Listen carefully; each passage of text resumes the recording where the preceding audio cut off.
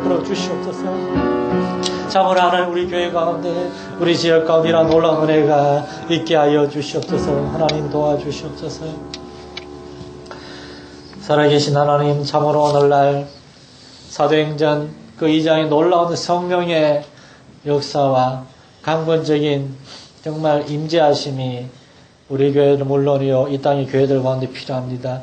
그래서 하나님의 거룩한 성령의 도우심으로 우리 안에 있는 모든 세속적이고 외식적이고 율법적이고 하나님 기뻐하시지 않는 그러한 잘못된 마음들, 잘못된 삶의 습관들, 그런 것들 깨닫고 하나님 앞에 회개하며 하나님 앞에 겸손함과 진실함을 회복하며 정말로 하나님의 뜻 앞에 겸손하게 굴복하고 하나님의 뜻에 순종하는 그런 목회자들, 우리 교회들 되게 하여 주옵소서. 우리 열린교회 올해의 기도 제목을 주님 들으시고 역사하여 주시옵소서. 우리가 먼저 기도의 사람 되게 하시고 믿음의 사람 되어서 하나님께 응답받는 우리 성도들 올 한 해 우리 열린교회가 되게 하여 주시옵소서. 예수님 이름으로 기도드립니다. 아멘.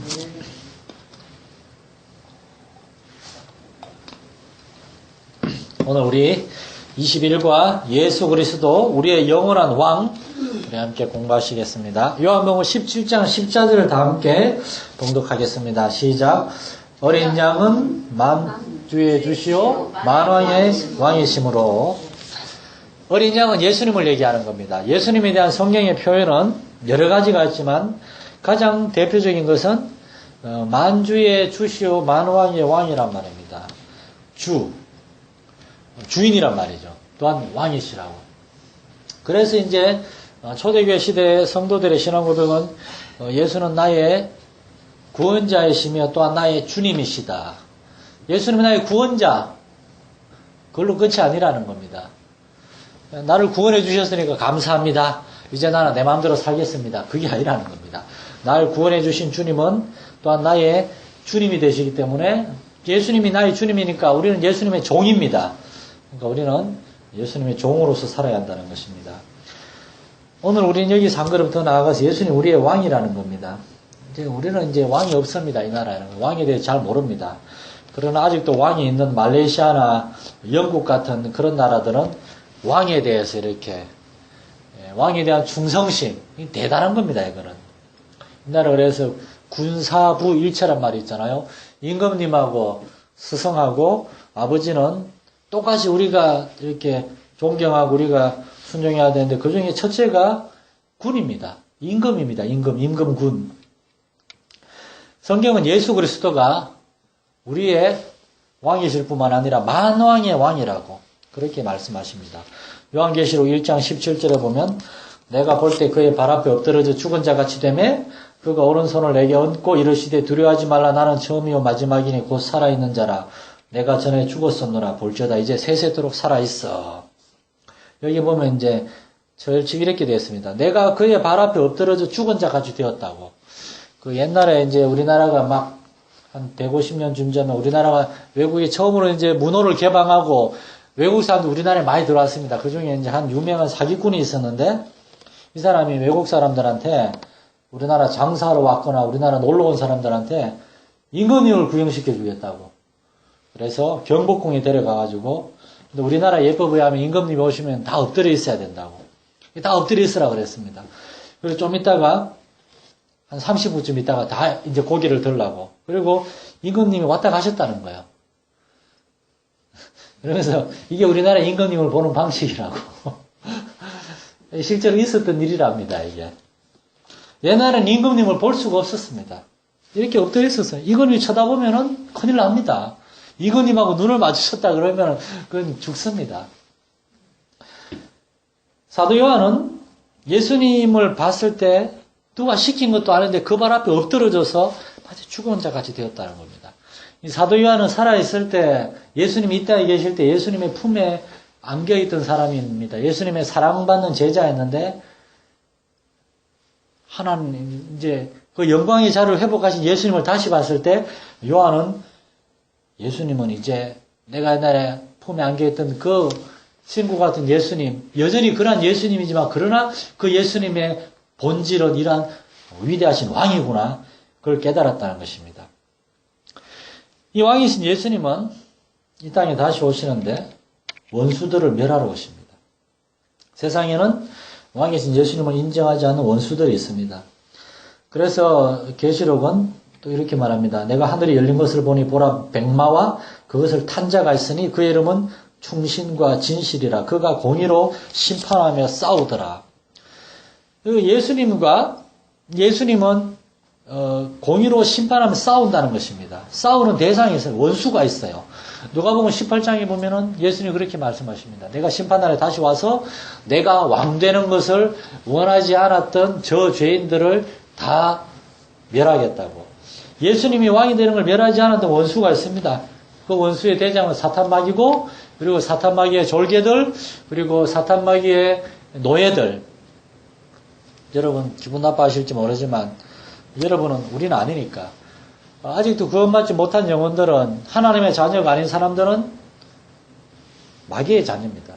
중간 단계는 없습니다. 예수님이 오신 건 우리를 마귀의 자녀에서 건져내시려고 오신 것입니다. 그래서 구원받는다를 구속이라는 말이 있습니다. 어떤 사람이 왜 구속 같은 어려운 말을 쓰냐고 그러는데, 왜냐하면 구속이라는 말, 또 다른 말로는 속량이라는 말, 요즘은 쓰지 않는 말이지만 옛날 말, 이것이 구원을 잘 설명해 주기 때문입니다. 그냥 구원하다는 말은 구조하다는 뜻입니다. 레스큐는 긴급 구조입니다. 불이 났을 때 가가지고 사람을 구해내는 겁니다. 그런데 이 구원의 다른 의미가 바로 구속, 속량인데 영어로는 redemption이라고 합니다. redemption이란 말은 전당포를 생각하시면 돼요. 전당포. 내가 돈이 없어가지고 전당포에다가 제 시계를 맡기고 내가 돈을 받아갔어요. 근데 그 시계가 내 결혼 기념 시계, 너무나 소중한 시계예요. 반드시 찾아와야 돼요. 그래서 내가 열심히 일을 해서 돈을 벌어서 마침내 30만 원을 갖다 주고 내 시계를 다시 되찾아왔습니다. 그러면 내 시계는 어떻게 된 겁니까? 되찾아진 겁니다. 내 시계는 전당포 주인의 노예가 되어 있다가 인질이 되어 있다가 이제는 주인에게 돌아온 겁니다. 시계는 자유를 얻었습니다. 이게 바로 구속, 속량입니다. 우리는 아담과 하와 이후로 원죄와 그리고 우리가 태어난 이후에 짓게 된 자범죄로 인해서 사탄 마귀의 인질 노예가 되어 있는 겁니다. 예수님이 우리를 십자가에 지신 것은 그 값을 지불한 겁니다. 예수님의 피가 가장 거룩한 보배로운 피가 사탄 마귀에게 주어진 값입니다. 그리고 그 값으로 하나님이 우리를 되사신 것입니다. 그런데 이것을 믿지 않고 여전히 계속 사탄 마귀의 그 품에 있는 걸 좋아하는 사람들이 있어요. 그게 좋아가지고. 좋거든요, 그게. 이 세상이 좋거든요. 돈 싫어하는 사람이 어디 있습니까? 저는 옛날에는 돈을 싫어했습니다. 그런데 솔직히 말하면 선교사가 되고 목사가 되고 난 다음에 솔직히 말하면 돈이 조금씩 좋아지려고 해요. 그래가지고 막 그거하고 엄청나게 싸우는 중입니다. 당장 현실적인 문제가 뭐 교회를 지을 때도 그렇고 성도들 가정도 그렇고 이 돈 문제 때문에 어려움 당하는데 빨리 돈에서 자유롭고 싶다. 옛날에 제가 선교지에 있을 때 어떤 젊은 선교사 부부가 있었습니다. 그 선교사 부인은 20몇 살인데 너무 젊고 너무 솔직했어요. 이러더라고요. 저는 선교비가 매달 한 1,000만 원씩 들어왔으면 좋겠어요. 그래서 그런 소리 하지 말라고. 한국계 후원자들이 들으면 뭐라 그런다고. 근데 솔직히 그래요. 나 선교비 때문에 좀 너무 속상한데 좀 그런 걱정 안 하고 선교했으면 좋겠어요. 그런데 돈 걱정 안 하면 기도 안 합니다. 하나님께 매달리지 않습니다. 이게 모든 것이 풍족하면 반드시 시험에 들게 되어 있습니다, 여러분. 이 세상 사람들은 그런데 그게 전부인 줄 알고 막 그걸 쫓아가는 겁니다. 그러나 예수 믿는 사람들은 그게 전부가 아니라는 것을 아는 사람들입니다. 아는 사람들.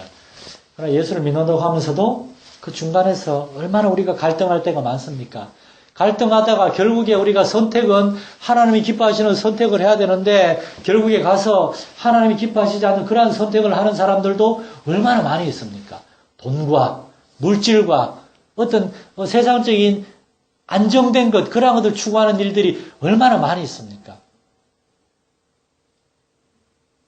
목회자들도 그렇습니다. 목회자들이 왜 전부 다 큰 교회 가려고 그럽니까? 큰 교회 가가지고 생활비 걱정 안 하고 그리고 그냥 막 고생 안 하고 그렇게 좀 편하게 목회하고 싶어서 다 그런 데 가는 거잖아요. 그거는 회사 다니는 사람들이 대기업에 가려고 하는 거하고 똑같은 논리라는 것입니다. 저도 목사의 한 사람이고 젊은 사람이고 그런 마음이 없잖아 있겠죠. 그렇지만 언제나 저는 그것 때문에 갈등을 합니다. 언제부터 목회자의 직책 자체가 이렇게 하나의 직업처럼 돼버린 것인가. 바울 사도는 로마서에서 뭐라고 말했습니까? 내가 다른 사람들이 교회를 세워서 그렇게 사람들이 있는 곳에 난 가지 않겠다. 다른 사람이 쌓은 터 위에 내가 또 가진 않겠다. 무슨 말입니까? 나는 사람들이 예수 믿지 않는 곳, 예수 믿는 사람이 별로 없는 곳, 그런 곳에 많이 가겠다. 나는 좁은 문, 좁은 길을 택하겠다. 바울도 예수 믿는 사람이 있고 그런 데 가가지고 그 사람들의 도움을 받으면서 그 사람들의 집에 거하면서 그 사람들의 성급비를 받으면서 그 사람들과 함께 일하면 얼마나 편하고 좋아요. 대접도 받고. 바울은 그렇게 안 하겠다는 겁니다. 이것이 목회자와 선교사들의 취하는 방향이 돼야 되는데 오늘날 선교사님들도 그렇고 오늘날 교회 목사님들도 그렇고 이게 아닌 거예요. 자, 선택권이 있다 칩시다. 여기 한 500명 모는 교회가 있고 여기 한 50명 모는 교회가 있어요. 목회자들이 어디 가겠습니까? 그건 다 당연히 이쪽으로 가려고 그러겠죠. 50명 되는 교회도 사실은 괜찮죠. 자, 여기 50명 교회 모이는 교회가 있습니다. 여기 5명 모는 교회가 있어요. 어디로 가겠습니까? 우리 한국교회를 보면은 지역적으로 이쪽 경남 서지마 이런 데가 우리 경북보다도 경남 지역이 좀 교회가 적고 많이 어렵다 그러더라고요. 목사님들 모여서 하는 얘기 들으면 전부 다 전라도 어디가 그렇게 목회하기가 좋더라. 예수 믿는 사람들도 많고 교회도 많더라. 아니 목회하기 좋은 데를 왜 목사들이 가려고 그러느냐고요. 에? 여기 교회가 없는데 와서 복음을 전하고 교회를 개최 이런 데 와야지. 지난주에 우리 오래된 교회 성도 한 명도 아이고 목사님이 그냥 행한데 와서 고생 많다고 빨리 서울에 좋은 데로 오셔야 되는데 그래서 무슨 소리 하는 거냐고 지금. 서울에 있는 목사님들이 지금 이리로 내려와야 되는데 여기 목사도 몇 명인데 왜 올라가야 됩니까? 그러니까 웃으면서 그냥 막 말더라고요. 이런 논리가 교회 안에 너무나 뿌리 깊게 박혀져 있습니다. 사랑하는 성도 여러분, 이건 철저하게 세상적인 논리입니다. 예수님이 땅에 오신 것은 그게 아니라는 것을 보여주기 위해서 오신 것입니다. 세 번째로 예수님은 믿는 자들을 데리러 오신다고 성경은 말하고 있습니다. 요한복음 14장 3절에 보면 가서 너희를 위하여 거처를 예비하면 내가 다시 와서 너희를 내게로 영접하여 나 있는 곳에 너희도 있게 하리라. 예수님은 왕이신데 예수님을 왕으로 섬기는 우리의 삶은 왜 이렇게 힘이 들고 고달픕니까? 아프리카에서 30년 동안 선교사를 하고 마지막에 30년 얼마 안 남겨놓고 몸이 여기저기 그냥 큰 병에 걸려서 결국에 은퇴를 하시게 된 선교사님이 미국에 이렇게 뉴욕항에 배를 타고 탁 들어오게 됐는데 그때 마침 루즈벨트 대통령이 유럽 순방을 마치고 뉴욕항으로 돌아오고 있었습니다. 옆에 대통령을 환영하는 인파들이 줄을 섰습니다. 루즈벨트 대통령이 쫄뚝쫄뚝하면서 이렇게 담배를 꼬나물고 내려왔습니다.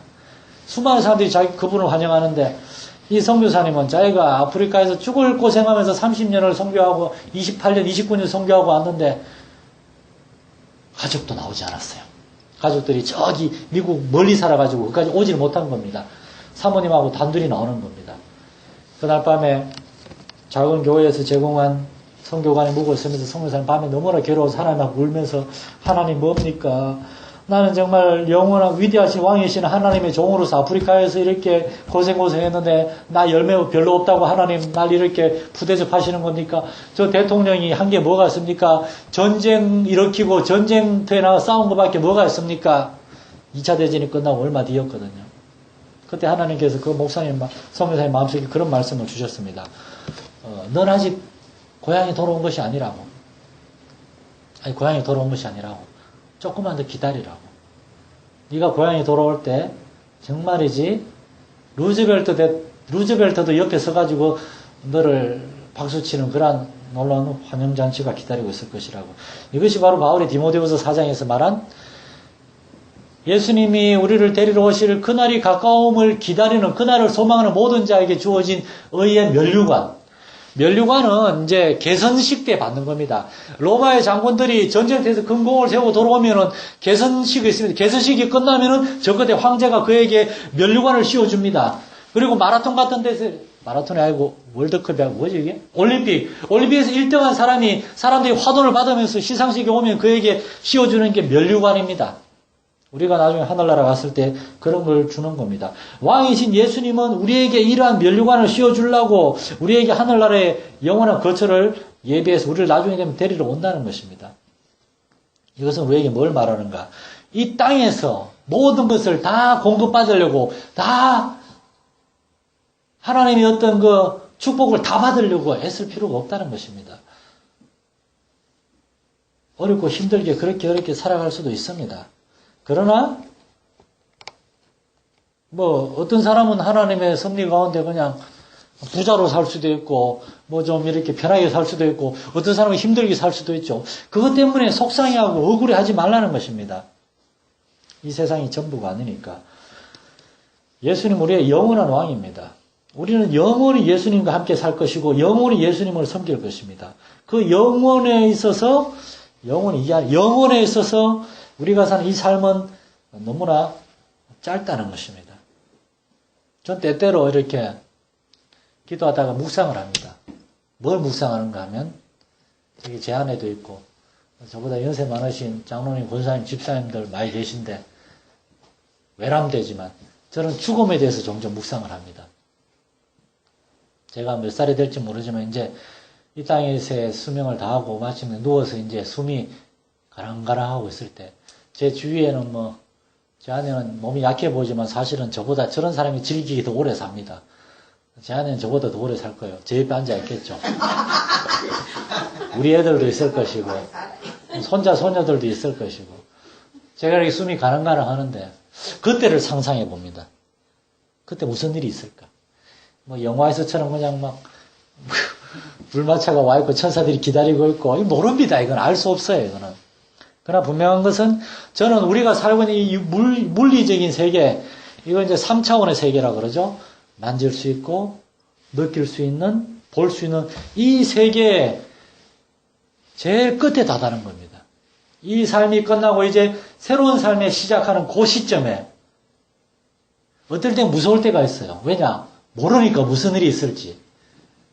그렇지만 어떤 사람은 그럽니다. 죽으면 아무것도 기억 안 나고 그걸로 끝이라고. 그러기에는 우리의 인생이 너무나 많은 것들을 우리에게 안겨줬습니다. 우리 제 부모님들과의 또 제 어린 시절의 추억들, 제 결혼 생활, 자녀들 너무 사랑하고 이쁘고 얘들이 커가는 것을 지켜보고 나중에 얘들이 또 애들을 낳으면 걔들을 또 지켜보고 원래 손자 소녀들은 더 이쁘다면서요? 자식들은 커가면서 이제 꼴보기 싫어지는데 손자 소녀들은 이쁘잖아요. 그 애들과의 많은 추억들 깡그리 잊어버리고 그게 다 끝나버린다면 우리의 삶이 뭡니까 이게? 동물들의 삶하고 무슨 차이입니까? 성경은 그게 아니라 그럽니다. 한 번 죽는 것은 사람에게 정해진 것이요 그 후에 영원한 새로운 삶이 있습니다. 그 중간 경계선에 제가 있는 겁니다. 그때 좀 그렇게 기도합니다. 하나님 그때 제가 담대함으로 하나님 앞에 나가게 해달라고.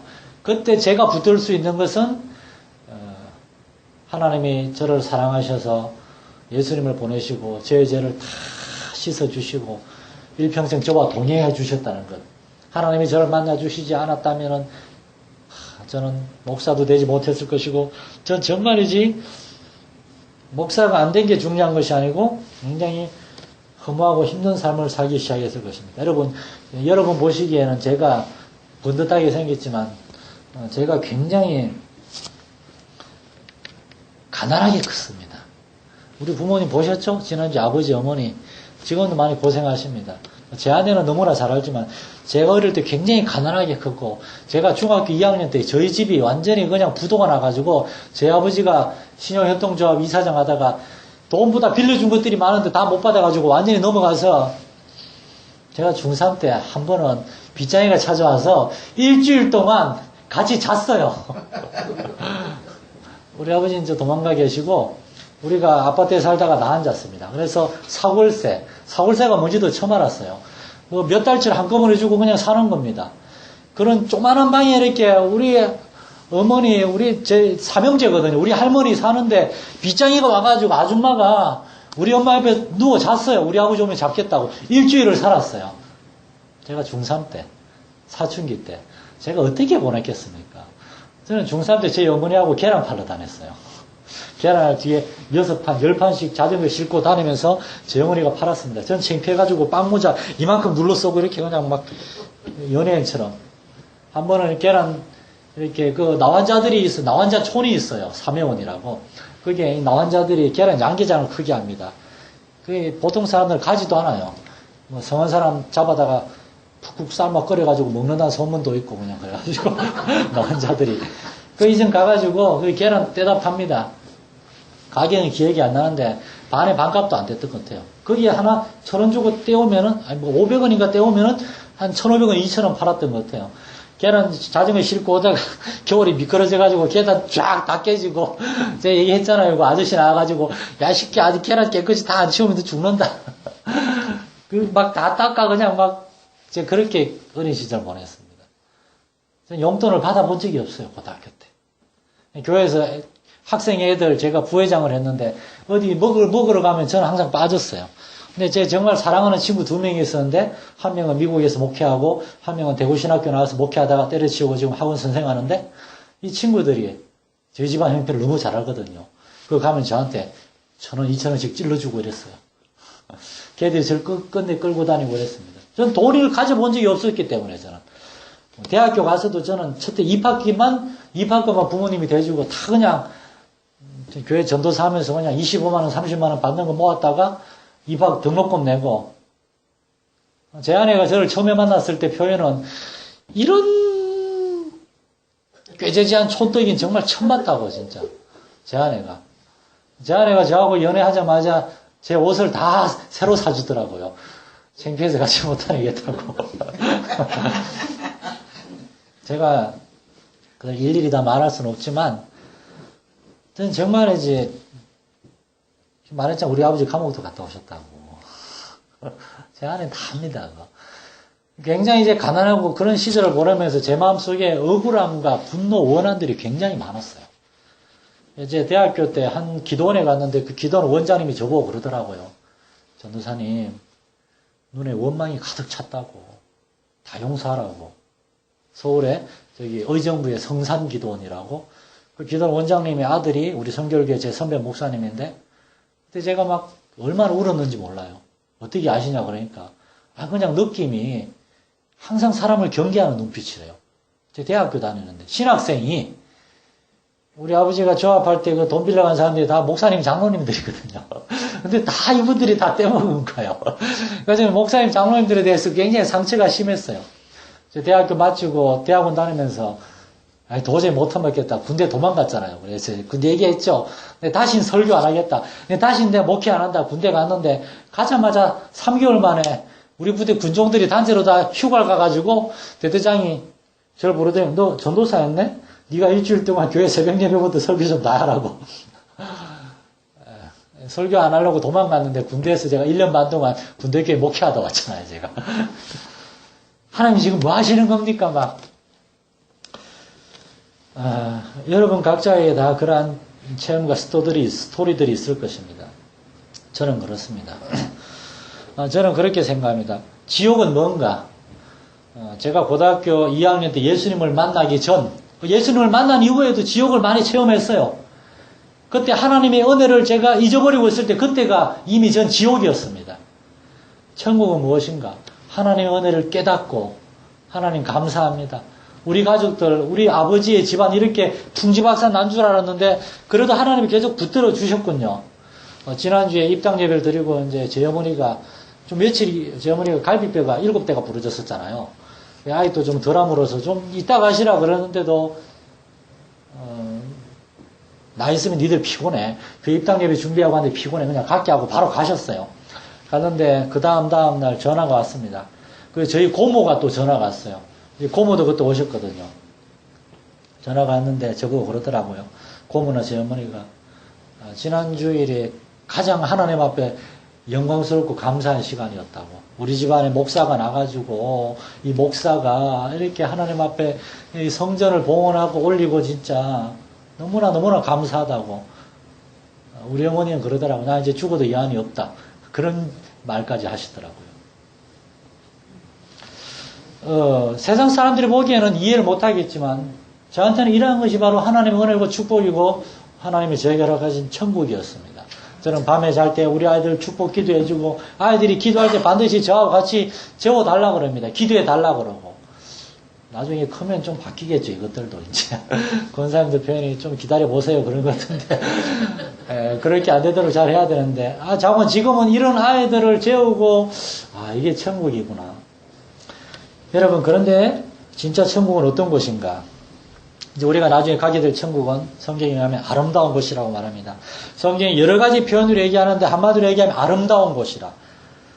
두 번째로 천국은 풍성한 곳이라는 겁니다. 더 이상 줄이거나 목마르거나 어떤 아픈 거나 그런 게 없이 정말 모든 것이 풍족한 곳입니다.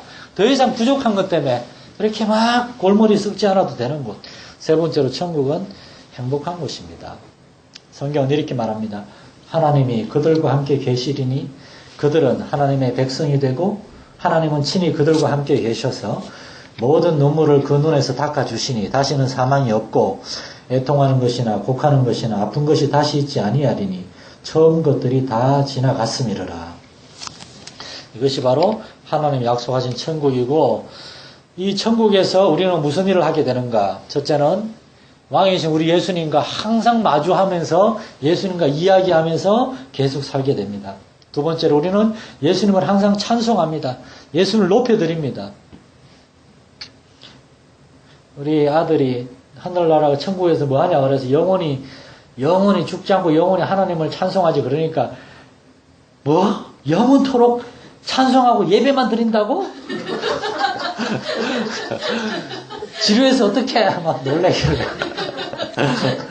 너무 놀래더라고요. 그래서 아니야 그게 네가 생각하는 거하고 좀 달라. 그러니까 어떡해 막 되게 짜증을 내던데. 세 번째로 우리는 왕이신 주님을 거기서 섬기게 됩니다. 여러분 연애할 때 여기 중에 연애해본 분이 연애 결혼하신 분이 박집사님하고 몇 명 안 계시잖아요. 연애한 사람들은 정말 연애할 때는 저 사람을 위해서 내가 무언가 해줄 수 있는 것 자체를 기뻐하잖아요.